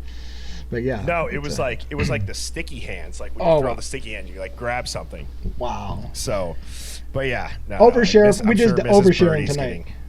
Yeah, Mrs. Birdie's probably getting a kick out of this too. But someone said that's worse than Devil's Advocates. Chat, do you think type of 1 on who's? If you think my story is worse, type of 1. If you think Devil's Advocates is worse, type of 2. I don't think you had the police called on you, so I think you're good. Yeah, that's true. That's true. Yeah. That's crazy. It's pretty split. I got a 1 over here. They're I got a both 2 bad. over here. I got a 50-50 Yeah. split on here. Devil's is worse. Yeah. Somebody says over here. Yeah, mine is worse. But here's the thing. That's my point. That's my point. Like I've done a lot of stuff that if you take it out of context and you're building a narrative, would make me look like a really bad person. And I'll just say for my own defense, I'm not a bad person. I'm a really good person. But I've done things that I can tell people could pull out of context and make me look really, really, really bad. Because I've got skeletons in the closet. I've got embarrassing moments in the closet. And if you string them together just right, you can paint a narrative of me being somebody that I'm not. And that can be done with anybody. Well, and ultimately, I think you just hit the nail on the head with which is what's kind of off-putting to the masses is that they made normal things that anybody that can be honest with themselves and look in the mirror, they've probably done in some way, shape, or form. Right. Everything that they put on that, again, outside of now brutally unaliving 4 people, allegedly, we don't like whatever. We don't even have to bring that up. But just the way that they framed it in that situation is crazy. Like, this guy's guilty. He used Instagram. This guy's guilty. He went hiking by himself in a town he didn't know anybody. Right. This guy's guilty. He's trying to make friends in a new city at a pool party. Or how about this one? This is the guilty. one. Yeah. This is the one I can't stand. This guy's guilty. He searches serial killers and how to commit crimes, and he's a criminology student. Like, how many times did they say in the episode, well, he could have been doing this for research because he was a criminology student. We're not sure. And I kept saying, but you sure the hell will speculate all day long that it's for nefarious purposes. By the way, here's another creepy thing. I searched Ted Bundy and different serial killers. I've always been interested in those kind of things. I'm into true crime. So does that make me a killer? Because, well, God forbid anybody goes missing around me because they'll look at my history and go, well, Devil's Advocates, he's been looking into serial killers in his past, and they'll just pull shit out, spin it together, and I'll look guilty. Well, it's interesting too because I would guess that the majority of people that are in this chat or on this live or maybe watch other creators or content or documentaries about this stuff, they've all like, what did you have to look up a documentary? You look up the name of the person. Yeah. You look up the case by looking up that person because you're interested in it. And it's funny because the same people that are talking about this case and talking about these crimes, clearly looking it up, will then say he's guilty. What? Like, how are you so fluoridated, mouth-breathing zombies that you can't see the hypocrisy? Get this. Now I'm gonna really run a risk with my female audience on this. Brian Koberger had phone numbers of females on his phone from WSU and from Idaho, and they point out none of them were the actual victims in the house, but he downloaded, he had pictures of college co-eds. Oh my God, you mean a young guy who likes the female form and downloads females? That makes it like they're trying to really, he looked at females. I'm like, every teenage boy in America has a bunch of females probably on their phone. That doesn't make them a killer. But Yes. Well, and that's where again. So that's where again my brain goes. Well, it's like, what is a logical explanation that's anything other than he wanted to unalive them because they're beautiful and he couldn't date them? Right. Well, maybe again, if there was a giant operation going on and there's some sort of surveillance, or like he's in the background, like as a handler, maybe that's why he's around their house 23 times. Maybe there's a bunch of people that have infiltrated the school. I mean, you look at the number of busts that have happened from 2020 to 2025, they're at record highs in that area. Yeah. And there's like 10 to 15 giant C group busts with, again, most recently, the leader of one of the biggest C groups in the world getting taken down. So that, my argument is this: the timing of the NBC Dateline, the timing of that bust, all this stuff with the Idaho 4 and all of the rumors that come out about how it's on this trafficking highway. What I'm saying is that a 5-year operation to take down the leader of that big of an organization is a very, very realistic time frame. If you think that's going to happen overnight, you're crazy. Yeah. And I think you're out of touch with how this stuff goes down. Yeah. Yeah, I mean, I'm not saying you're not onto anything right there. I've been staying away a little bit from the drug angle for multiple reasons. One, because you can't talk about it in detail on TikTok without getting violations for talking about substances, right?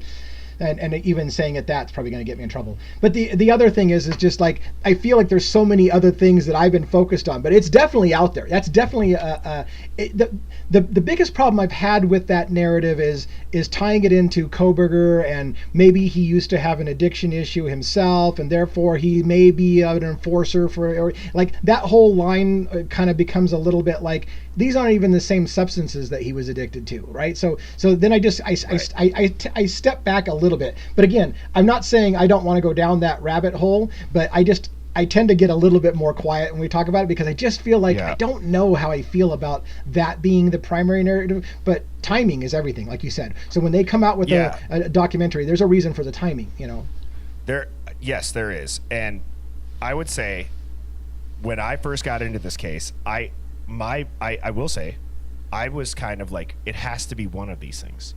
It has to be one of these things. No, it could be parallel things. If you're going to do and commit that many resources to this, and you're going to have like damn near a CIA level PR team creating the narrative for this, right? And people in my chat are asking me to ask you, what are your thoughts on Steve G?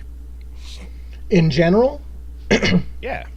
I mean, I think I've said it before to you even, but I don't understand why there's such an unprecedented gag order in this case, but Steve runs his mouth to everybody and their dog. He goes on every TV show, every opportunity he can and he keeps leaking new pieces of information nobody else is leaking. Oh, did you know my daughter was punched in the face? Did you know this? Did you know that?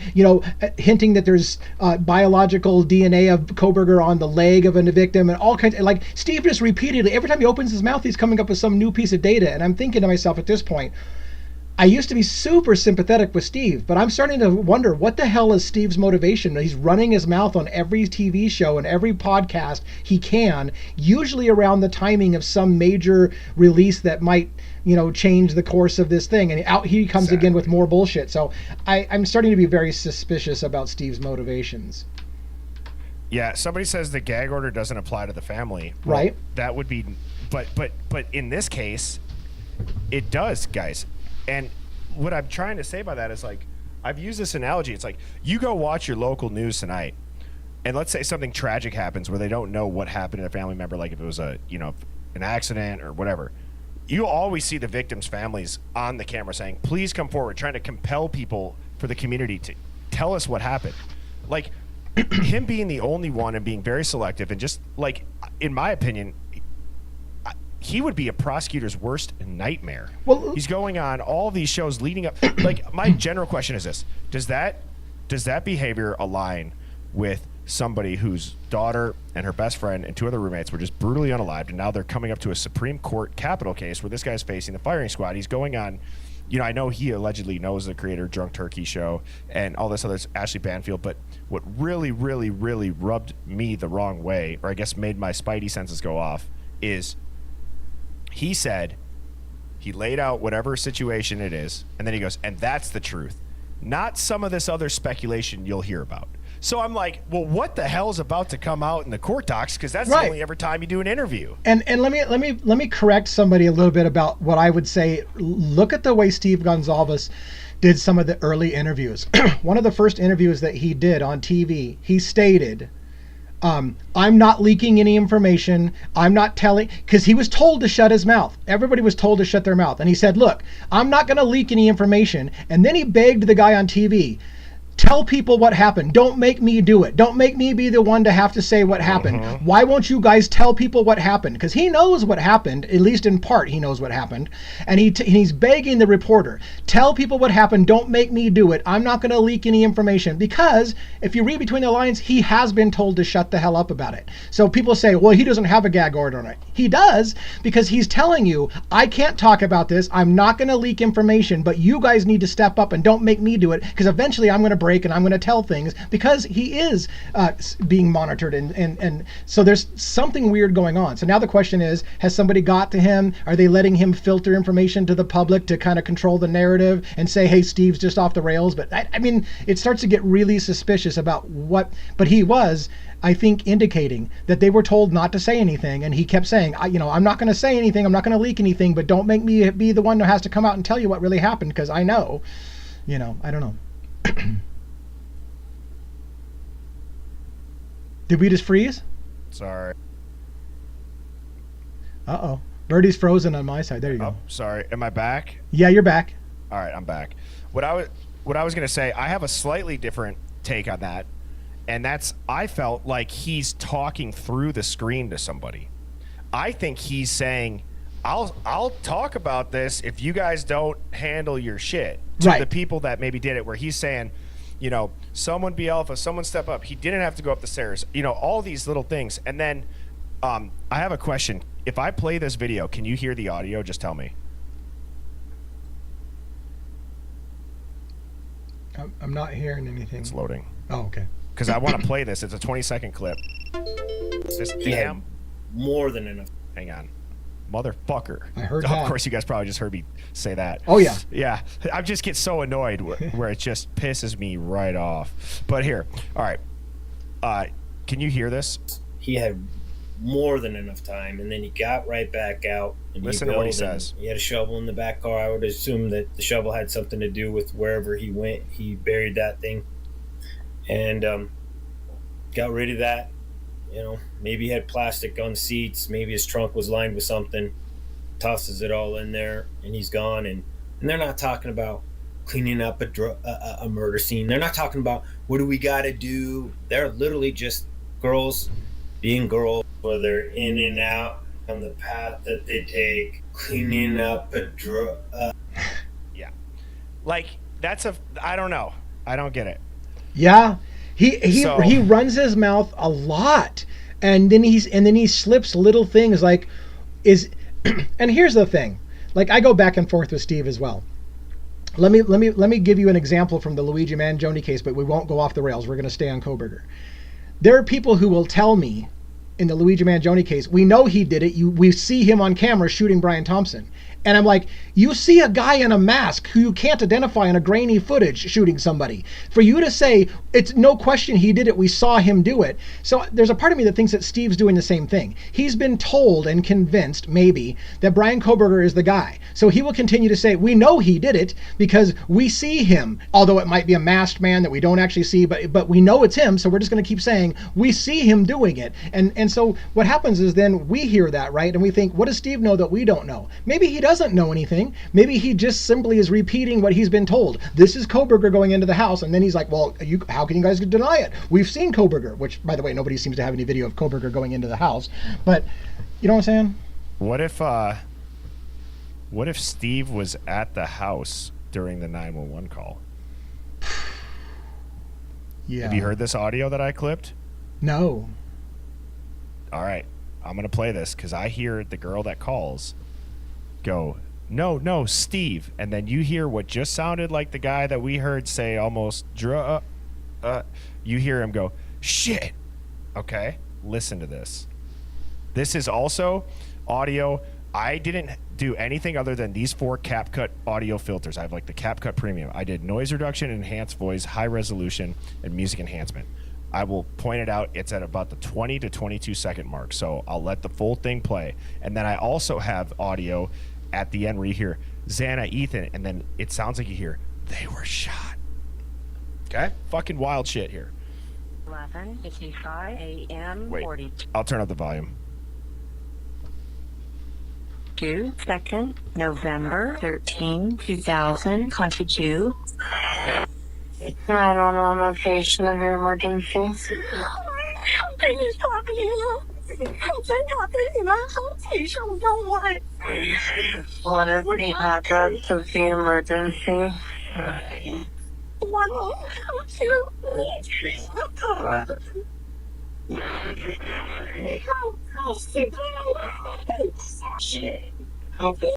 Tell me that didn't sound like his voice. Crazy. I never picked up the stuff in the background and stuff, you know. 11. Yeah, I'll play it at normal speed. a.m. 42 seconds. I'll play it at normal speed. I'll play it right when it comes on.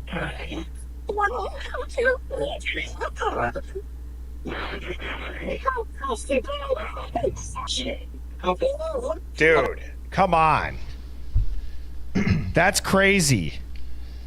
Yeah. Now listen to this. Now listen to this one.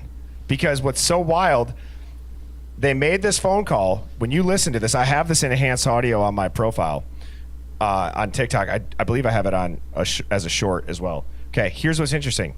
They said that someone was unconscious, but then you also hear them say, come on, we have to go check. Then you hear in the background, is she passed out? And you hear a woman's voice say, Ethan, Xana. And I almost started thinking, like, are there layered calls? Like, was there two calls? And then, because it kind of seems like the 911 operator is kind of like making sure she doesn't talk about what happened last night. No, what's going on right now? And I wanted to be like, if you're waiting 8 hours and this all went down, why are you even asking for a defibrillator at that point? If it was as brutal as you said it was, why are you asking for it? Why would anybody say, oh yeah, they have a defibrillator here? So this part here, you're going to hear a woman's voice say, Xana, Ethan, or Ethan, Xana. But then again, how wild is it? The caller doesn't say, oh my God, there is Ethan too. There's two people, right? You don't hear that. You also don't hear any sirens in the background either, even though the police were dispatched. You don't hear any ambulances coming. So here we go.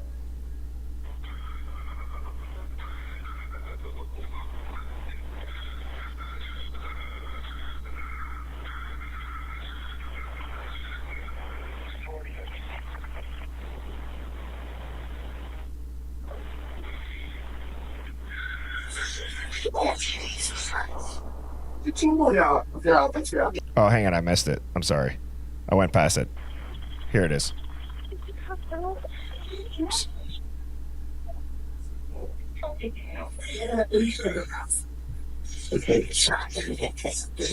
Tell me you don't hear that now. So listen in the beginning, you hear, are they passed out? And then you hear Xana, Ethan.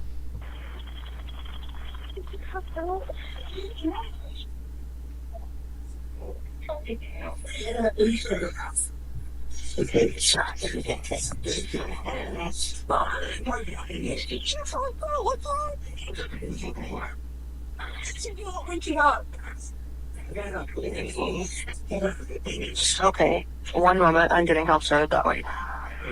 There's creepy ass stuff in the background too, like it's been clipped, like scrubbed. Right. Keep listening to this.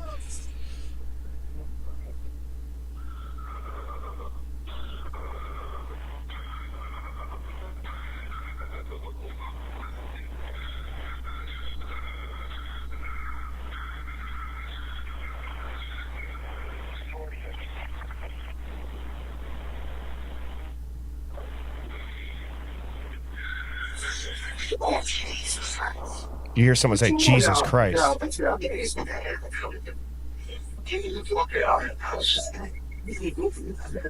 Okay, and how old is she? She's 20. So, you know, like I've gone down a couple different things too. Where I'm like, is that audio? Is it two layers clipped? Did they play one audio in reverse? Then I started thinking, well, if you saw only available at not availables post where he got the footage of Krabby Abby catching a sheriff car driving by the Linda Lane footage 5 hours prior to when they said the 911 call happened, you start to question, was this the publicly released? They had to reenact this one, and they layered original details and this call over each other. Hence why you hear all of the scrubbed and warped voices. The the level of cover-ups and deception that would be involved, it just seems is so ridiculous. I mean, I'm not saying you're not right, but I just, the more we look at this stuff and analyze it, it's like how It's right there. Right, but I mean it's hard to wrap your brain around how much deception is going on, you know. Well, it makes it like, yes, it does. It does. One of the things that I've always said is like, I think that a lot of people will take closure over the truth because sometimes the truth's extremely uncomfortable, and that uncomfortable truth could be that there is corrupt law enforcement officials, there are corrupt politicians, there are corrupt judges. They will lie to you and do a false flag attack on your soil to get you into a war that leads to a giant opioid epidemic in your country, and lie to you on why they're guarding poppy fields back in the day, why like Gulf of Tonkin those are my go-tos that I think most people can wrap their heads around. But it's like there's an uncomfortable truth aspect that people don't want to talk about. And like there's so much stuff in this case that when we do these live digs on TikTok and we kind of dive into that in the chat, I love the hive mind. The hive mind, it allows you to do this. You talked about the documentary getting released. I've even thought, dude, the FBI's got to work with Netflix, because if you notice, like, how does Netflix just crush it out of the park timing wise? With every time it seems like a case is about to pop off, they come out with just a wild documentary, and then there's millions of eyes on it, and there's fresh eyes. It's almost like they need just that last little bit of somebody to pick up on something. Right. To get it across the finish line. Right. I mean, there was an early Luigi Mangione, the first documentary on Luigi Mangione, they had a law enforcement officer who was talking about the relationship between law enforcement and the media. And he specifically said, it's a great relationship because law enforcement is allowed to leak to the media what they want in the public information. They're allowed to, and now this part I'm elaborating on, but he did say that. He said, it's great to work with the media because we're allowed to leak things to the media that we want out there in the public. Conversely, it's not against the law for them to lie to the public when they're leaking things to the media. If they're trying to look for a bad guy and they want the bad guy to think that they're not looking for them, they will purposely lead the media to say something on airwaves so that the bad guy thinks he's gotten away with it or whatever. And so there's a leeway to allow law enforcement to lie to the media and feed them information on a regular basis to mislead the public and mislead the bad guys, so to speak. But it's also misleading America, and then they wonder why Americans don't trust law enforcement, why we don't trust our system, because they lie to us, and they basically admit that they lie to us, and then they're like, I don't know why there's such an unprecedented level of distrust in American law enforcement, because you guys are freaking liars. So you know. No, it is dude. You want to see me crash out, I'll talk about the gaslighting that happens from the media, and how wild is it too. Like the media will sue people, or people will sue the media. But for example, in this Dateline case, let's go with kind of what you talked about, like how are they leaking this? My brain goes towards who's allowing them to. Right? If it's really legit, who is allowing them to do this? Because actually in this case, when those gag orders were initially put into place, three of the big 5 news networks or media organizations, they attempted to go against the gag order. They were shut down. That's so rare that media won't be let in. And so it's like, well, who would allow it? And you never will see the state prosecute the media. Ever. Yep. So, that to me is wild. No, I brought out the clown horn once for Crime Tiger, and you know what? I'll even loop her in with this, but here's to the media, too. It's unbelievable. Actually, Dateline gets this one. Yeah. Unbelievable. You guys have some of the most resources, I'm sure, and you guys put out, I'd give it a C minus. Maybe a D plus, but you've done decent work in the past, so I'm a little biased. I give you guys a C minus. For whatever it's worth. Birdie's Dateline grading system, C minus. Yeah. Zero credibility to it or any weight, but well, dude, what else do you want to talk about?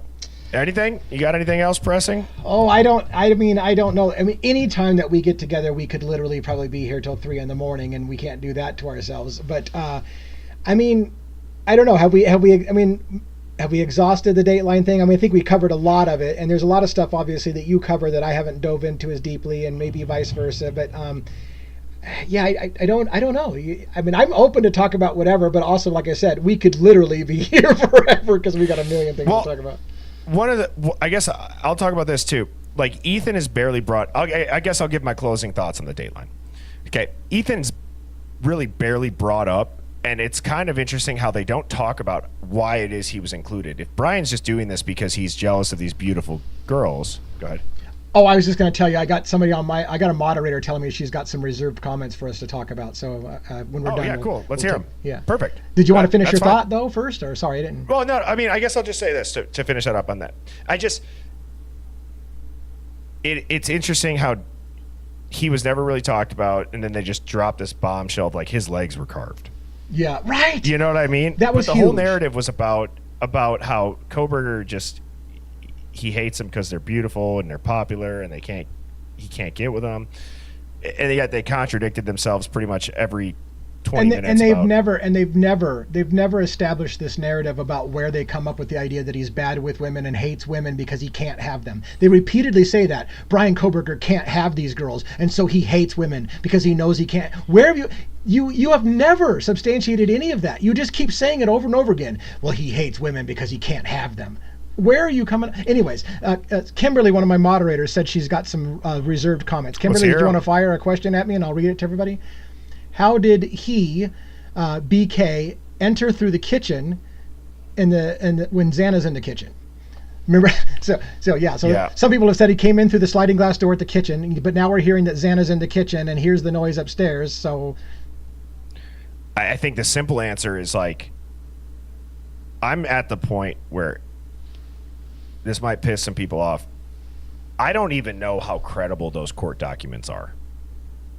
Yeah. Like, whether it's witness testimony, you look at Dylan or DM. Sorry, I don't know why people always say DM, but okay, so DM. She contradicts herself. She's like, I don't know if I was dreaming. I was messed up. I'm kind of in a dream state. I don't even know if I really saw this person. But then everybody wants to give her all this credibility of like, she's just this young girl who's drunk and is scared and all this stuff. But like, people want to say that it was a bad decision. Like, no, I would say a bad decision is staying at a job that you hate. A bad decision is staying in a relationship that you're not happy. A bad decision is, drinking too much and puking. A conscious, terrible choice, a conscious choice is seeing a man in your house with a mask on, walking by your roommate not once or twice with literally zero empathy. If that's your friend, even if she was just drunk and passed out, you see her on the floor, you're not going to help her? And then you add the man in the mask in on it, and then you add in the phone activity of scrolling Instagram, going on Indeed, having friends over. Yeah. Well, and 8-hour delay. I want to take a stab, no pun intended. Holy shit, that's a really bad pun. I want to take a stab at answering the how can Xana be in the kitchen and have the killer come into the kitchen. I play devil's advocate, so I thought, so here's the thing. If I was working it out, here's how it happens. Xana's in her room. The intruder comes in through the sliding glass door, goes up the stairs. 2 seconds after he goes up the stairs, Xana comes out to go to the kitchen for something like that. That's a simple answer how that could have happened. Now, keep in mind, they completely made up that story as this is what we think happened, and I don't think there's any evidence to support it, honestly. But when I was trying to work out how is that even possible, because that was one of my questions too. How did he come into the sliding glass door if Xana's in the kitchen? Well, we don't know that the killer didn't come in before Xana went to the kitchen, went upstairs, and then Xana comes out to make a sandwich or whatever, and then hears a noise and comes up. So I can work through, if I was playing devil's advocates, how that could have happened that way. I don't think it happened that way, but that's how I would work it through. And that, right, and that's what you'd have to. I would tend to agree with that. And then you also think about how he sat down on the chair. He took a breather because he's got adrenal fatigue. And then you listen to Steve talk, and it's like he set the kit on the kitchen table because he knew he was going to go. It's like, guys, I'm sorry, but if this is random and you've never been in the house, somebody brought up a really good point. It was actually, if you guys know the creator War Deadpool, he was up in my live the other day. And we actually had only available, not available in the chat the other day, which is cool. Super cool. He puts out great work. And War brought up this point of saying, why is nobody talking about, and I'm paraphrasing, this is not a quote, but it's like, he said something like, if this is random, you don't know the layout of the house, and you got to get all this done, dude, you have to come into that house like a bat out of hell to get that done in that time frame. You don't have time to think or see or like, you know what I mean? You have to go in and it's going to be chaotic. I gotta make a comment. So one thing, Kimberly, if you got another question, fire it back up here, because I know you said you had multiple and I only saw one. But let me point out something that bugged me about what you just reminded me. They hinted that Brian Koberger was using TikTok to watch the girls and get a view of inside the house. So he knew where the doors were, and he knew where the windows were, and he knew when the activity in the house was and when it was quiet, because he's watching them on TikTok with absolutely no supporting evidence of that whatsoever. No indication that Brian Koberger was known to follow their accounts on TikTok. None of that kind of stuff. They just said he could have been watching the house by watching them on TikTok, and he would see. And then they showed videos of the kids in the house showing how you can see where the windows are and the doors are. They're making all that shit up for TV, telling you that's what Brian Koberger did. And now people probably think, oh yeah, Brian Koberger was watching them on TikTok and saw what the layout of the house was before going in. God, it just makes me want to scream, because it's like, okay, fine. To me, like, people want to say some of the shit that we say is a stretch. That's a stretch, folks. That's a stretch in my eyes. And somebody in my chat, I don't remember the username, and I'm sorry, so let me know if this was you that said it. They go, well, it's also like sometimes the mainstream media might be a little bit incentivized to make TikTok look as dangerous as possible. Yeah. Because people don't watch their shit anymore. They get their news from not from us necessarily, but like from people on TikTok. That's a topic we could get into if you want to before we close. So one of the questions Kimberly fired at me is a Luigi question, if you don't mind me fielding it out of order. Go for it. So the question was asked by somebody, why, if Luigi Mangioni's arrest in Altoona, Pennsylvania was illegal, isn't he out of jail? Why didn't he walk? And I want to make sure you understand. Even Ali Benevento was pointing this out. There's no way Luigi Mangione walks out of jail, even if they've got other evidence that they're using against him. They got video camera footage. They've been tracking his movements. They got cell phone data. They've got images supposedly of him at the hostel. They've got a million ways to keep him in custody. So this is why it's not as simple as some people are trying to make it seem. That if Luigi's arrest was illegal, why isn't he on the street? He's not going to be on the street, folks. Unfortunately, for even those who want Luigi Mangione to walk, he's not going to walk. They are going to prosecute this case, whether they have a gun or a manifesto or whether that arrest was illegal. He's not going to walk. So I don't know how to explain it other than just because that arrest may have been illegal, they've got other reasons to hold him, and he's not going to just walk out even if that arrest is deemed illegal, which they still haven't ruled on that, by the way. That's the other reason. The other answer to your question briefly is, why hasn't he walked? A judge has not ruled and deemed that arrest was illegal. That's an argument that the defense has made. It still hasn't been ruled on. But even if they rule it was illegal, Luigi's not walking out of jail that day. That's a good take. I mean, it goes to show if they want you, they'll get you. Right. And here's the thing, and again, I don't mean to digress too horribly bad, but there's this game of telephone going on now, right? Which is, and I'll try to be brief. So a TikToker said, here's their logic. The logic is, if the arrest was illegal in Altoona, Pennsylvania, then the gun that they found can't be admitted into court, right? That makes logical sense. If the arrest was illegal, the gun can't be admitted into court. But then they took that and spun it, and here's what their opening line was. They have no gun in this case. There's no gun. They have no gun in this case. Luigi's going to walk. And I'm like, okay, first of all, and then people started repeating it. Did you hear the ballistics don't match? There's no gun. They can't match the gun. And people start repeating it, but it's a game of telephone. It gets more and more elaborated on every time they say it. And I'm like, the original poster was basically just saying, if the arrest was illegal, they can't use the gun, and that's true. But one, it doesn't mean Luigi walks, and it certainly doesn't mean that there's no ballistic match and all the other stuff that everybody's running with, because they just hear somebody say, they don't have a gun. Or did you hear they don't have a gun? Then they must not be able to match the gun. And I'm like, oh my God, you guys are running off on shit that you're not vetting. Hopefully you and I vet things a little better than that. Yeah, well, and that's one of the things too, like, where, look, I have no problem saying, like, yeah, that I was wrong, which it's happened. But I think the reason why it's different is because all the stuff that, like, at least for how I do it, I feel like me and Phoenix is probably or she by far is like the most regular guest. Like I would say at a certain point, like her and I damn near co-host every weeknight, and I love her and she's great. But I think the reason what allows her and I to do that is that we're working like with the chat as we dig.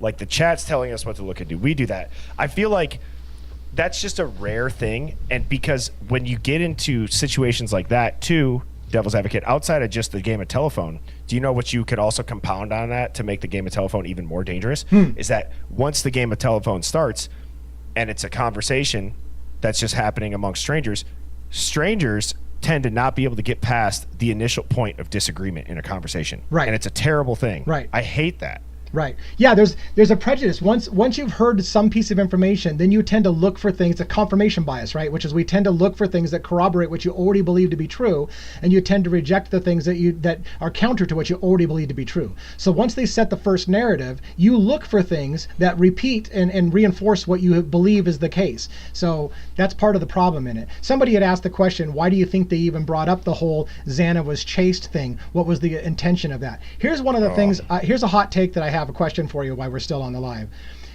I have always believed and maintained, based on things that Steve Gonzalez said and other things, that Kaylee's wounds were worse and different than everyone else. I've always believed that to be the case. If you notice on the Dateline special, they almost glossed over Kaylee like she was a no never mind. The killer came in for Maddie, not for Kaylee.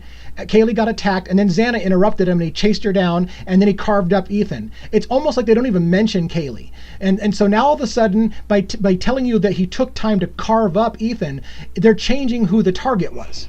The target was Kaylee, in my opinion, or at least that's my best guess. But now all of a sudden they're like, well, Maddie was the target, or maybe Ethan. But we're going to completely gloss over Kaylee's injuries, like it almost was a no never mind. He went up there for Maddie, he carved up Ethan, so he's really mad at Ethan, and there's like hardly no mention about what happened to Kaylee, which I find is really interesting. I think they're trying to shift who the target was. Well, what's even more dangerous is that it's like they're trying to provide closure without clarity.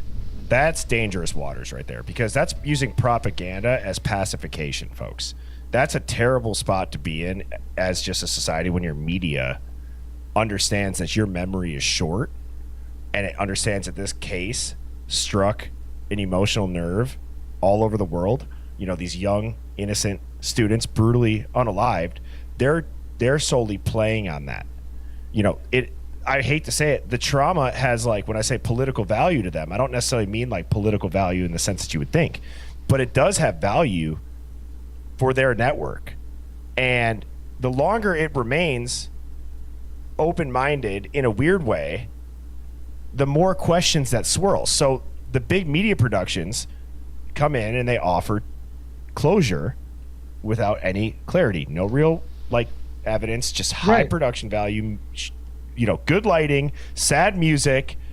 It's about emotional management. Yeah, is what I'm getting at. Right. They want, and again, because you and I both said it, people want closure. They want to feel like the bad guy got his comeuppance, and they don't want to have to think too deeply about things. So it's easy to pacify those people by saying, yep, here's the bad guy. Here's why he's bad and evil and spooky. We got him. We shot him by a firing squad. It's over. You can go back to your life. And most people are totally happy with that. I raged recently when a person told me, I don't know why you keep talking about these cases, Devil's Advocates. Why don't you just wait to find out what happened when they tell you what happened? And I'm like, are you freaking kidding me? Like, you sheeple. You're going to wait until they tell you what happened, and that's what I'm supposed to do. Don't ask questions. Don't critically think. Just wait until they tell you what happened. And why don't you do that? Why don't you just wait till they tell you what happened? Because they lie. Oh my God. Okay. I'm gonna try to stay calm when I say this, because I don't understand. If you want the truth, you're not going to get it from your television. That's the simplest way to say it. Like, if you want real answers, you're gonna have to dig. And it's like they think we are stupid, because every story that any mainstream channel pushes, it's relatively easy to understand, it's emotional digestible, or you can emotionally digest it. There's closure at the end. It's a feel good. See, we got the guy. Here's the story. They're away. And it's like, there's so many where it's just like, God, use the term like sheeple, but it's like, they're narrative laundering. That's what they're doing. Like that's just I think it's criminal. I think it's criminal that we can get lied to legally, and propaganda can be used on us. Right. And as a kind of as we maybe are wrapping up here a little bit, as a parting thought, I want to say this. One person asked me, and it's a fair question, why do I rip on so much things like documentaries and whatever, and yet I feel that I have the right to come on here and spew my random bullshit and my questions and whatever. And here's the difference. When a documentary is done as a one-sided hit piece to convince people that this is what happened, I can't stand that kind of bullshit. And it forces people like myself and probably like you to play devil's advocates. It's like, you know that you're getting one side of the equation. So it forces people like me to go, wait a minute. Since you're going to be so biased on one side, let me present the other side of the argument. And the last thing I'll say about that is, this is why I loved, if you haven't seen it, I recommend you watch it, this special on Netflix that just came out on the Gilgo 4 murders. Because that's a documentary so far, I'm only on episode 2 of 3, that's done right. And the reason it's done right is because when you watch it, you're seeing both sides of the equation, and you're like, well, shit, now I don't know what to believe. Because it makes you think. It makes you have to go, well, shit, I thought this was a simple case. I don't know what to believe now, because now I'm seeing police corruption and cover up and lies, and yeah, this guy looks guilty, but what about all these corrupt cops? And it makes you think. And so I have no problem, and I love trying to help my audience think outside the box and put on that critical thinking hat and not trust everything that you're told like sheeple. So there's my rant. Yeah. Yes. You know what? I couldn't have said, I couldn't have said it better as far as like, you'll say when a documentary is good. I'm getting sick of the media machine pumping out just steaming piles of scripted dog shit and calling it journalism. Yeah. You know, the overpaid, perfect hair, blow-dried actors masquerading around as reporters that don't even know what the real truth is if it hit them in the face. Okay? Like, I just think you got kind of like some brain-dead legacy corporate sewage spewing people that have been deemed credible because they're on the television. Yes. Yeah. They cherry pick facts, they ignore massive contradictions, and they put this ideological filter on everything they can that really just warps the honest lens. And I'm sick of it. If it doesn't serve their agenda, they won't talk about it. It'll just help sell more ads, or it'll protect the elite. It'll get buried and erased and censored. And, you know, like, you get labeled a conspiracy theorist if you ask, why would somebody take 8 hours to call 911 when what they say happened in that house, right? You're a nut job. You're a danger to democracy. You question somebody's actions. She's just a child. We need to coddle her as if she's not an adult who made a conscious decision to go out and drink. Right. And now one of the biggest unalivings in recent American history happens. And the bigger danger to democracy is being gaslit by the media every day. That's... Yeah. So sorry. I 100% agree. And shaming people for talking and asking questions, like, we should be ashamed of ourselves. You know, what about the victims? You know, you're so disrespectful. I think it's respectful to get to the truth of what happened. And when you know that you're being lied to, I think it does honor to the people who lost their lives, if that's the case, to talk about what really happened and not believe the easy sell. So I realize not everybody agrees with that. They think it's disrespectful to even talk about a case. You should always trust law enforcement, and what they tell you happened is what happened. But I'm sorry, it's just, I don't live in that world. So anyways. No, and I don't either. So I play the world's smallest violin to those people. It's just so bad. Then they think that they have a right to shame you when there's hundreds of thousands of stories and hundreds of hours on this case, and yet we are the disrespectful ones. No, the disrespectful ones, like I've said so many times in the past, the disrespect is to the victims in a case that's not high profile, that law enforcement really was corrupt, but it didn't get enough attention to solve it. The disrespect is that there was a corrupt cop or a corrupt judge that probably put somebody behind bars when they shouldn't have, and maybe wouldn't have been able to if enough people started asking questions. So, with that being said, it's not disrespectful to ask questions. It's not disrespectful to use your brain. And I will get off my soapbox, but I kind of jokingly play that world's smallest violin if you don't want to hear anything other than the mainstream narrative, then just shut the fuck up and leave us alone and let us do it for you. Right. Don't watch our channel. Yeah, exactly. Yeah. Sorry for the language, but no. I mean, I agree. Like, yeah. I mean, we don't need to beat it to death, but yeah, if you don't like what you're hearing, just scroll past. You know, like, this is for people who want to dive into the weeds, who want to ask questions, who want to say, is it possible this? That's what we do. And if that's not your thing, rather than be shitty, just move on. Yeah. Well, I really enjoyed this again, as always, Devil's Advocate. Thank you for popping up here. I'm looking forward to next Monday already. Chat, if you guys want to go watch Devil's Advocate stuff, he's on YouTube and TikTok. He's got his username above his head. I also upload all of these lives the next morning. They'll be up by noon each day the next day. So my YouTube is BIRDIEBOMBSHELLS. If this TikTok ever does go down, that's where you will find me. I go live each weeknight, 7 p.m. Central. Yeah, thank you so much for inviting me. And if this format doesn't work out in the future, let me know what we could do different. I know you go on about an hour before me, and you probably don't necessarily like shutting down your stream of consciousness to go live, but we'll work it out. Yep. Nope. We're making it work, and like, we'll figure it out, man. So I enjoy like, you know, doing these and having you pop into mine, or if we co-host, however it is. I hope your chat feels the same way. And so thank you to everybody. I can't see Devil's Advocate chat. He can't see mine, but I can tell you, Devil's Advocate, you were getting a lot of love in mine. Same here. Yeah, everybody's over here super excited about you. So I think despite our age differences, and of course you're not as good looking as I am, but other than that, we're pretty much right on par. So everybody loves it. Thank you so much. Yes, absolutely. And we both apparently have no game when it comes to the opposite sex. And we have some embarrassing stories. Don't go to jail. That was awesome. Yeah, no kidding. But, well, I hope everybody has a great night. Shout out to my mods. Shout out to Devil's Advocate. And hope everyone has a great night rest and goes out and crushes the day tomorrow. Cheers. Later. Thanks. See ya. Yep.